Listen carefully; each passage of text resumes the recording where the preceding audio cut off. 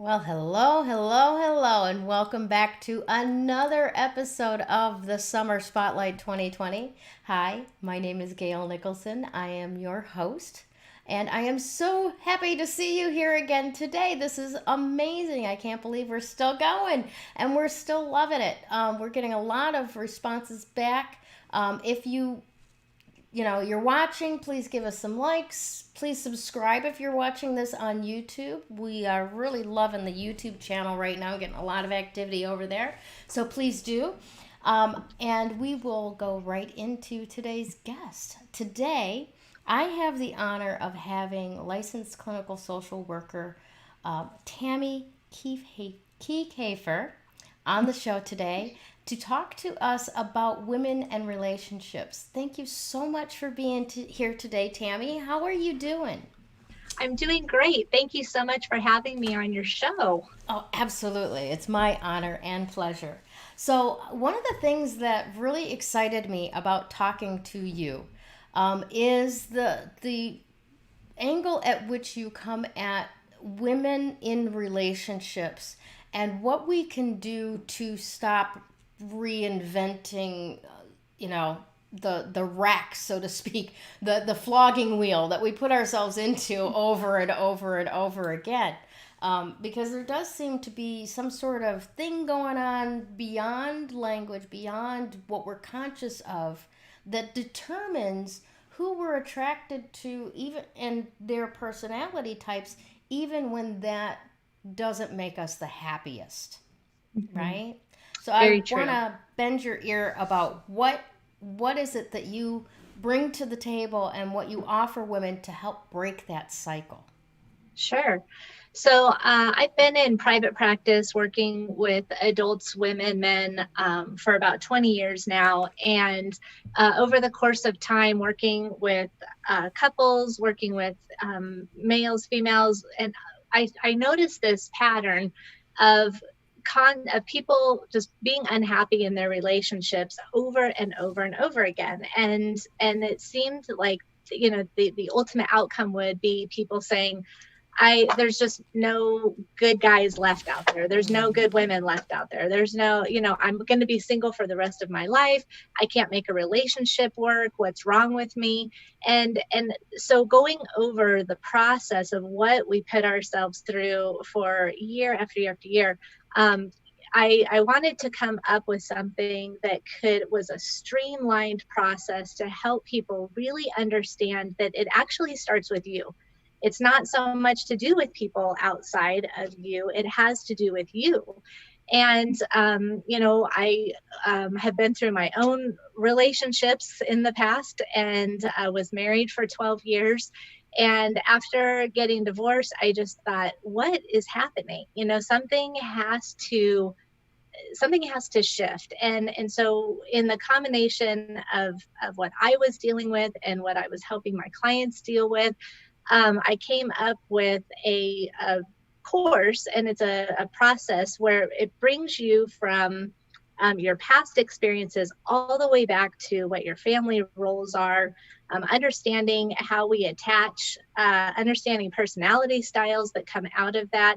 And it's not that your personality can change a whole lot, but the more you know about yourself, the more you can work with what you have. And so Mm-hmm. trying to help people really understand what it is that they are working with helps give them a map of how to navigate um, who they already are and where they can change, where they can make little shifts. But I actually put myself through the course basically, and that's how I developed it. And I feel like I'm looking at the world out of a different lens, and I think that the energy that you put out there is who you end up attracting. So when you're healthy and stable and connected to what you want and you need, you end up meeting people who are exactly aligned with you. And that's when I'm now engaged, and I've been together with my fiance for about 5 years now. And yeah, I believe in this so much. That's why I am so passionate about it, Mm-hmm. because I know that it works. Excellent stuff. And you are proof positive that there were so many things going on in my head at that moment when you were talking about this. But it's what I'm seeing from over here, right? Is first of all, it's not that there's, all the good men are taken, right? It's that you, from where you're at right now, are only attracting men that aren't necessarily the best for you. And by personal development of ourselves, we can get to a place where we're more healthy and stable and start attracting an actually different type of person. So I love that. And I'm one that has done enough personal development that I get the difference between responsibility and blame, right? Do you run into that misunderstanding when you're working with your clients where people, some people take that in and they go, oh, so I'm to blame for all this? No, sweetheart, you're responsible for causing something better, right? So how do you come at some of your clients, I'm assuming, that may like initially run into it from, wait, this isn't my fault, I didn't do anything wrong, to get them to where they can shift? Great point. I think that when you're in negative relationships, attracted to the wrong person, a lot of times what comes from that is rejection, abandonment issues that get brought up, and that'll zap your confidence in a nanosecond. And so I think that as people's confidence goes down, they do start to feel that self-blame, that self-deprecation, the what's wrong with me, and then with that lack of confidence, then the person probably gets out there and continues to attract the same unhealthy type of relationship. So when I'm saying that it starts with you, it is so much about building up your confidence, feeling empowered, feeling like you have control over your own life. And when you have that sense of control, what comes from that is self-respect, knowing what you want, being able to communicate what you want. A big part of what I'm teaching is boundaries and figuring out how to have healthy boundaries with people. When people really suffer from lower self-esteem, they tend to set very loose boundaries. And so there's a lot of compromising of what it is that they really need and want, because they're just wanting somebody. And so it's like, I don't know who I want, maybe I'll choose you. And what comes from that is typically not a very healthy connection, not a healthy foundation. And then it just kind of snowballs from there. So confidence, empowerment, I think that those aspects are so important. And so that's what I teach a lot of. Yeah. It's interesting because when you talk, I can see myself and my own progress, right? Through what you're talking about. And I remember, back in high school and college, I mean, if you expressed interest in wanting me around, well, that was enough. I was going to serve you forever, Mm-hmm. And then it shifts into, different stages. For me, it kind of went from, you like me, there's something wrong with you. Mm-hmm. Right? And things, you progress as you go on, but I agree with you when you don't have that self confidence, when you may have suffered through quote unquote daddy issues, daddy wasn't available, daddy wasn't around, there's a lot of recreating unavailable men, Correct. and that type of thing. So awesome stuff.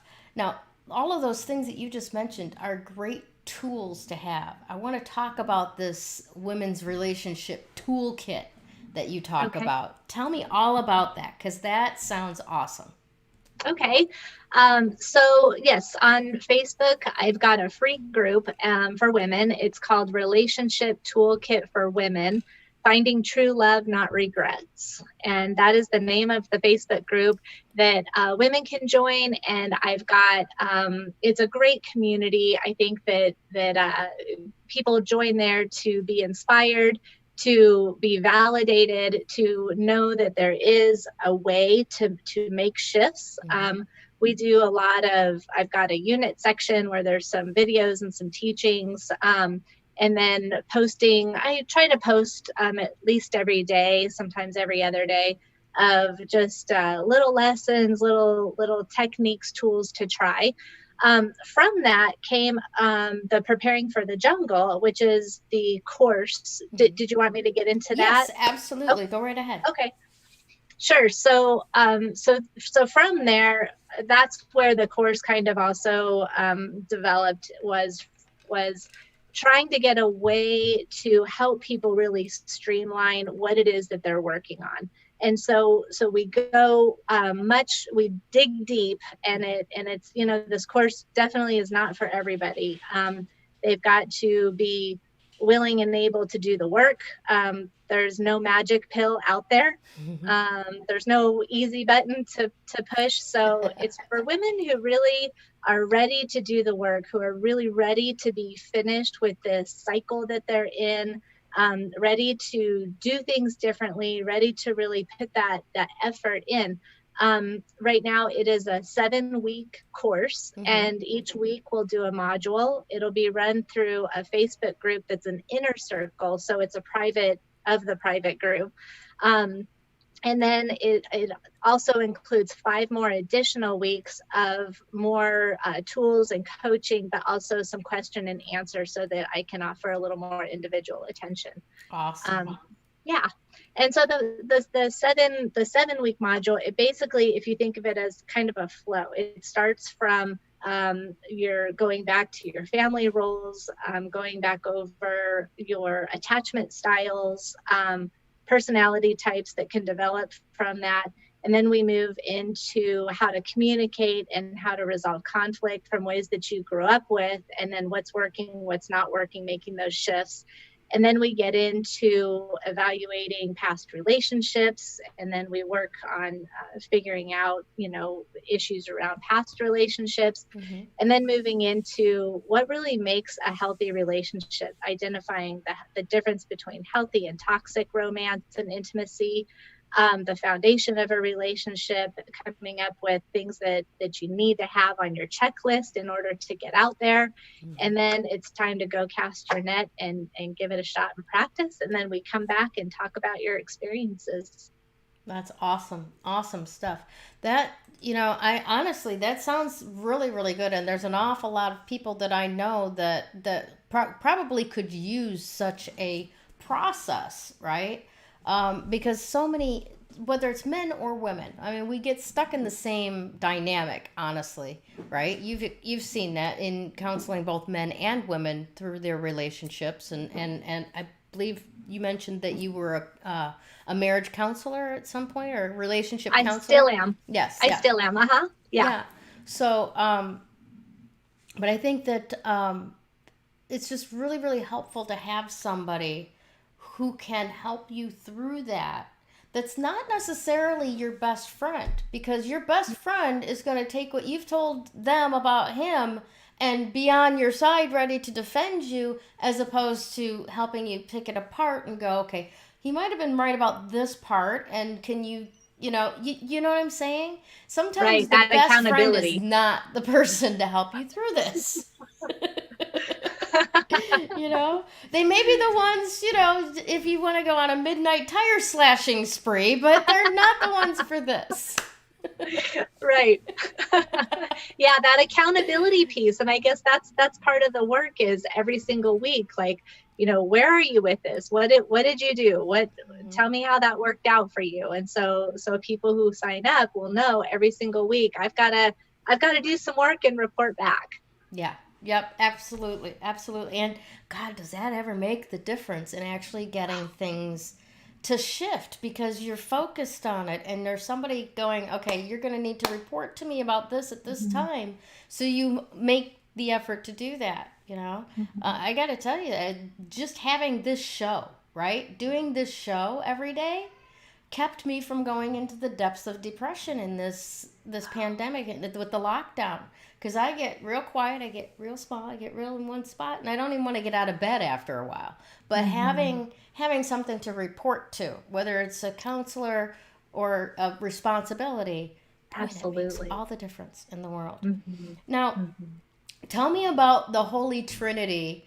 of successful dating: self-confidence, self-respect, and empowerment. How did those work together to actually have you find happiness? Well, I think that when you are not confident, you're second guessing yourself, you're doubting yourself. I think, especially women, we've got an intuition that is, I'm going to say 99% of the time spot on. And I don't know about that other 1%, but it's spot on when you're not confident, when you second guess what your gut feeling is telling you, and or you talk yourself out of it, you justify it, you rationalize it. And so part of improving the confidence is believing in yourself. Mm-hmm. And then with the self-respect, that's where you can step back and really identify what it is that you want in a relationship. How do you want to be treated? How do you want to be listened to? How do you work through your conflict? How do you get super angry and out of control? Can you stop and actually take a step back and listen to what the other person is talking about? And so with self-respect, when you respect yourself, you almost command a respect from somebody else. Not that you can make someone respect you, but when you are so firm and in your own belief, you come across very firm, but also compassionate. And so you're not throwing those fighting words out. But you're also not a doormat where people can walk on you. And so I think that being empowered and having that self-respect allows you to demonstrate that confidence that you can eventually get back. I think we all have it in us. It's just sometimes it gets bogged down by all the other stuff going on out there, and you forget where it is. And I love when I'm working with people and they cross that line to where all of a sudden they're like, oh, I did it. Guess what? And I think that that's contagious when you start to demonstrate that self-respect and that confidence and feeling empowered. It feels so good and it works. It makes you want to keep doing it. It's classical conditioning. It's positive reinforcement. That's awesome. That's awesome. Pavlov and his dog. Right. Right. This feels good. Let's do this some more. Yeah. Awesome. Yeah. You know what? I think honestly too, it comes out in your aura, like you're saying, when you've got that self-confidence, right? It's not like you've got a barrier up, but you still have this shield of don't come at me like that. It won't go well. I'm not going to settle.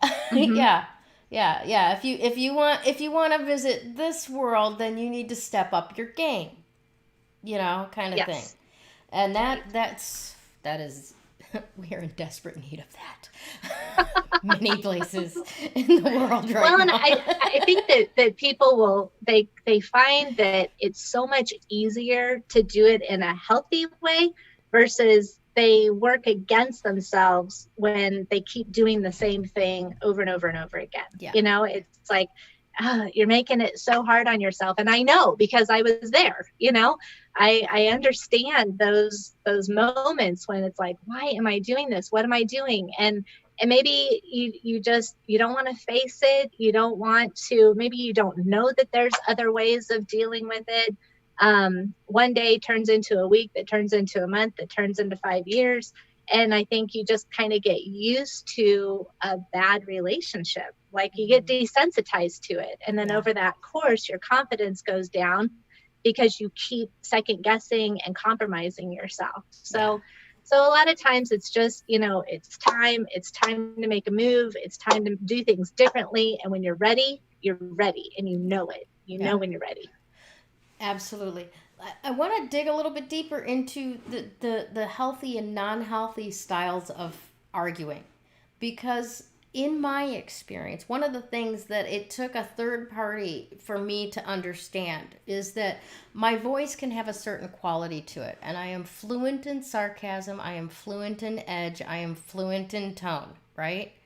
And I had to finally recognize and realize when I'm in that moment of arguing, right, that the very tone of my voice or my inflection is triggering my partner to defend himself in such a way that he can't operate outside of that. He can't be compassionate. He can't be listening because he's reacting to my tone, right?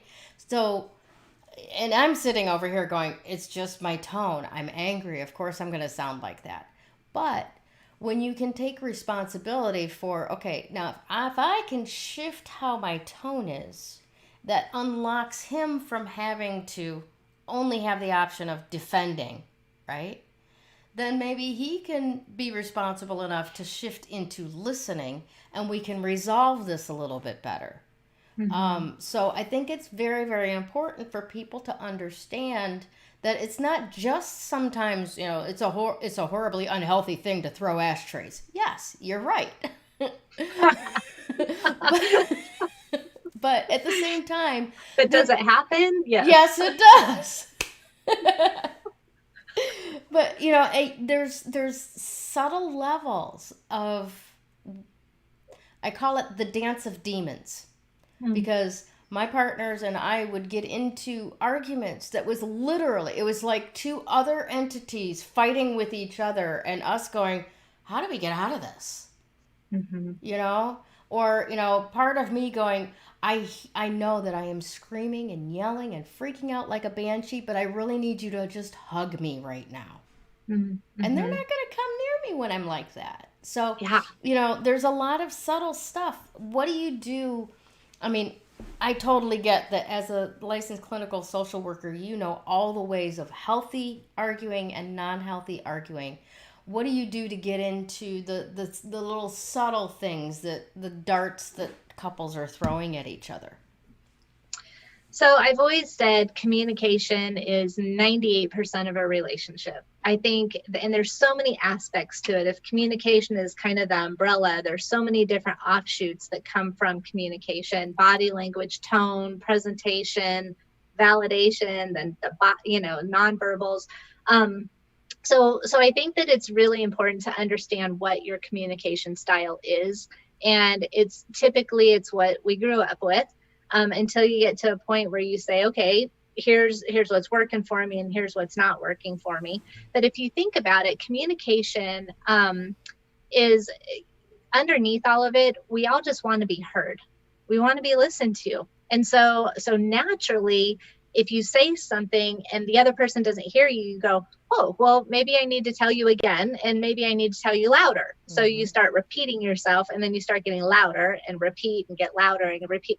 And really, ultimately, you just want someone to say, oh, so here's what you're trying to tell me. And all of a sudden, it's just you feel like, thank you. That's all I needed. I didn't really need to throw this ashtray. I just needed you to hear me. But now that I have your attention, and by that time, forget it, because the defenses are up. The conversation is over. Nobody is hearing each other as they're talking to each other. And so I think with conflict resolution, it is an absolutely necessity for a relationship to work. And I can tell when couples have come through my practice and they come in and how they handle conflict, for me, is a direct determination if that relationship is going to work or if it's not going to work. And so, and typically when they're coming to me, their conflict resolution skills are kind of in the tank. So that's a lot of where we start, is how can you, and sometimes it's just creating a trusting environment to be able to talk. Because like you're saying, if you are, you've got your claws out, it's like no one's going to come near you because it's terrifying. And so a lot of times, taking a time out and getting yourself together, and there's a whole process with timeouts that I dig into. But creating that trusting atmosphere to be able to be vulnerable, to put your guard down. So, and sometimes just putting your guard down means, okay, I'm going to put my stuff on the back burner so that I can hear what you have to say.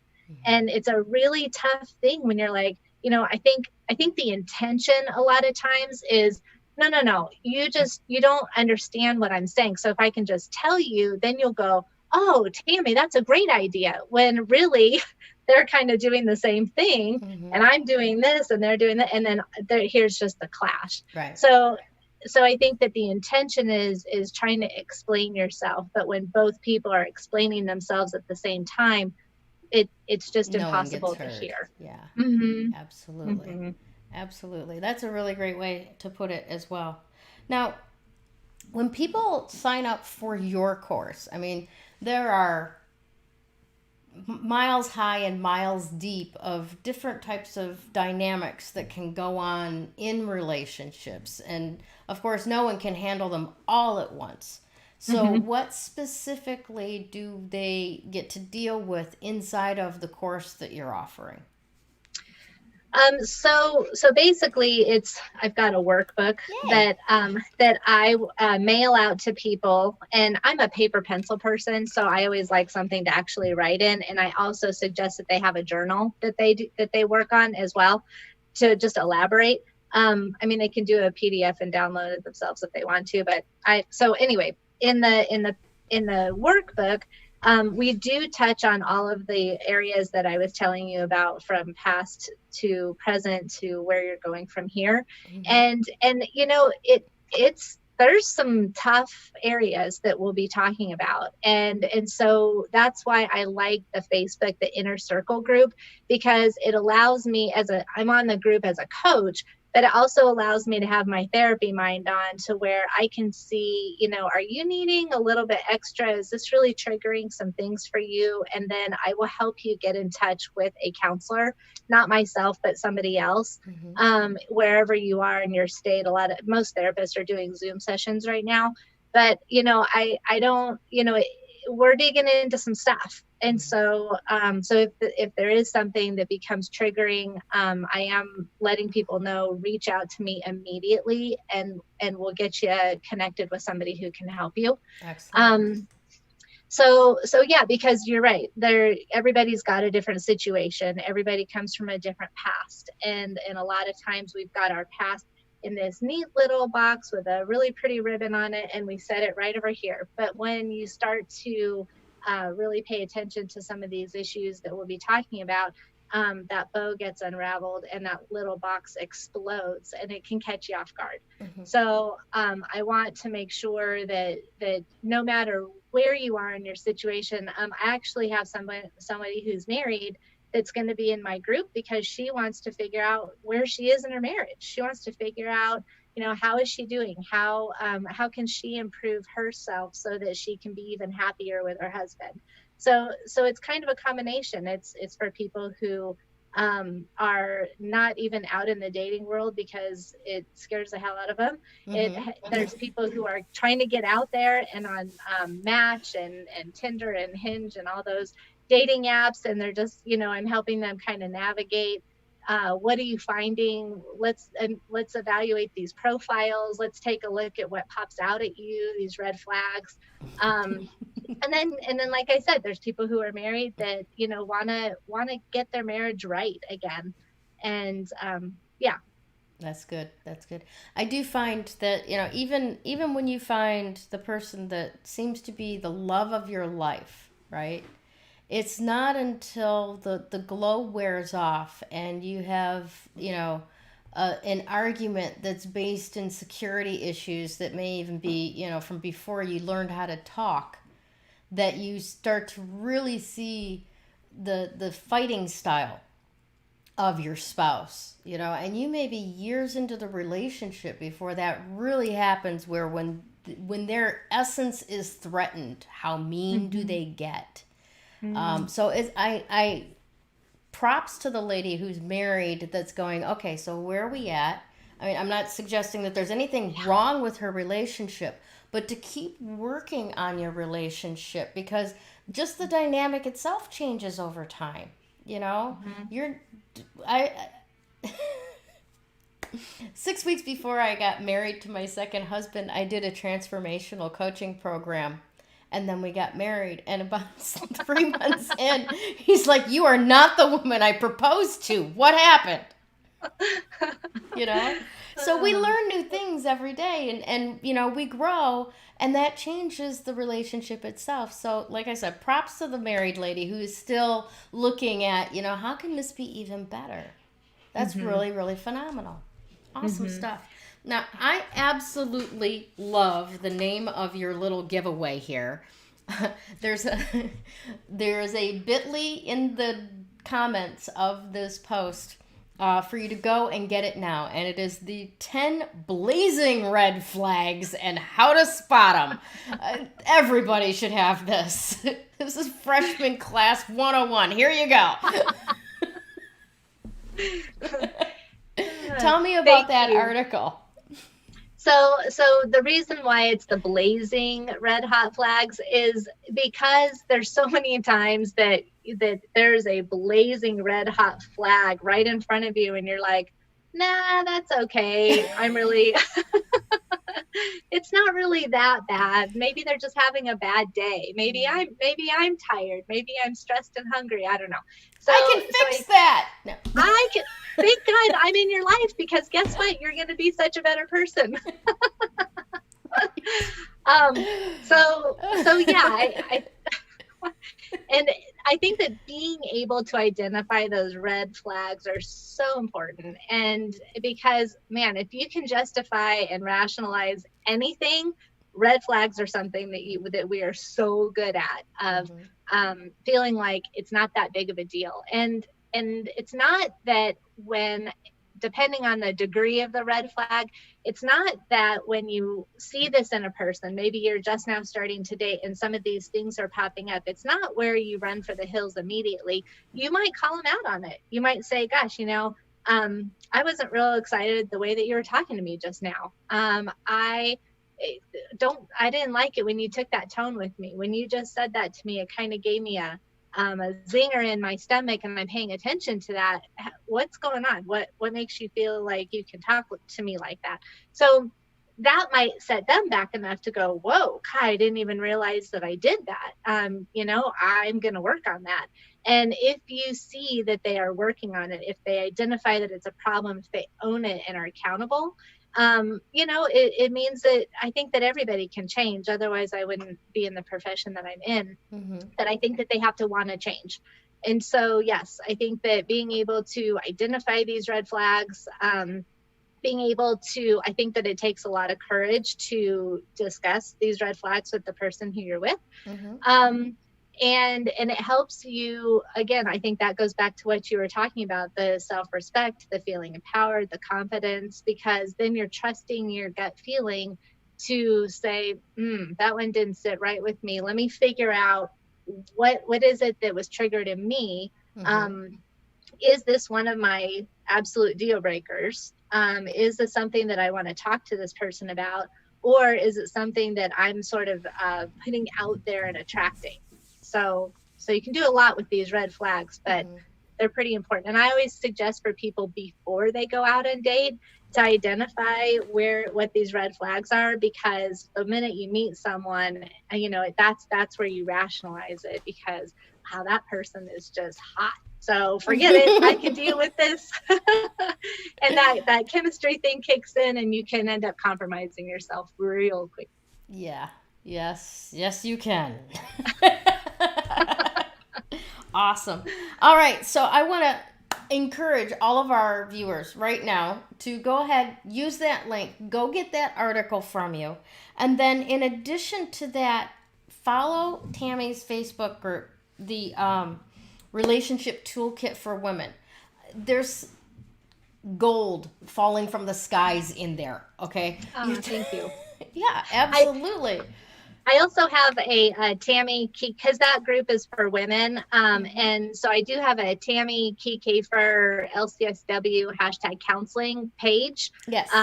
For people to, if you want to get in on the page, I had to separate. I did have a group that was men and women, and I had to separate that. So I'm working with women right now, and eventually down the road, I am going to have a men's group and the same type of program available for men. My head was going to pop off my shoulders if I tried to do both. Right. So, all right. So guys, you go over to the other page, which, say it again. I'm looking for it on my notes. It's Tami, Tami Kiekhaefer, LCSW #counseling. There it is. Okay, great. Yeah, guys, go there. She'll have something specifically for you soon. And ladies, go over to the Relationship Toolkit, because there's already stuff just floating down from the heavens there that you could utilize, and who knows, by Saturday night you might have a hot date. You just might. A Could healthy one. happen. A healthy one. Exactly. Awesome, Tami. Do you have any final words for our guest today? I think just knowing that you can change. There's change that's possible. You don't have to stay stuck. I think part of it can be intimidating to make changes in your life. It takes one click. Just start the process. Just be open to the process, and I'm more than happy to help guide you through that. And I wish you the best. Awesome. Awesome. Well, we wish you the best as well. Thank you so much for joining me today. Thank you, Gayle. You're very, very welcome. All right, Facebook, have fun. Have a great week, and we'll see you again tomorrow. Take care. Bye. When you open your energy work, makes that recovery progress so much faster. That recovery is possible. You do not have to live as a victim until your last days. You have unbelievable strength, and I know that because you're still here. Do you want to create something completely unrecognizable with your life? I can show you how.